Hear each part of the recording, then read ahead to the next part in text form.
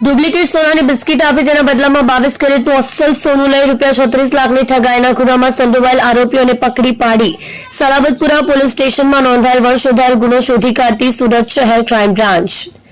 દિવાળી તહેવાર અનુસંધાને સુરત શહેર વિસ્તારમાં અનિચ્છનીય બનાવ ન બને તે હેતુથી ચોરીના બનતા બનાવો અટકાવવા માટે અને મિલકત સંબંધિત વંશોદ્ધાર ગુનાઓ શોધી કાઢવા નાયબ પોલીસ કમિશનર ક્રાઇમ સુરત નાઓએ ક્રાઇમ બ્રાન્ચને જરૂરી સૂચના આપી હોય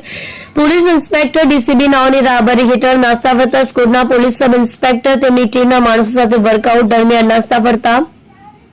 સ્કોડના પોલીસ માણસોએ સીસીટીવી ફૂટેજ અને ટેકનિકલ સર્વેલન્સને આધારે આરોપીઓની ફૂટેજ મેળવી ખાનગી બાતમીદારોને બતાવતા આરોપી હરીશ મોરડિયા નામનો ઇસમ હોવાનું જણાઈ આવ્યું હતું, જેને આધારે લસકાણા ખાતેથી આરોપી હરેશભાઈ ઉર્ફે હરી પોપટભાઈ મોરડિયા ઉંમર 42 ધંધો હીરા ઘસવાની મજૂરી રહેવાસી ઘર નંબર 109 ગૌતમ પાર્ક કારગિલ ચોક પાસે કાપોદ્રા સુરત મૂળ વતન ભાવનગરને પકડી પાડી અને આરોપી નિકુંજ ખીમજીભાઈ ધકાણ ઉંમર 35 ધંધો બેકાર રહેવાસી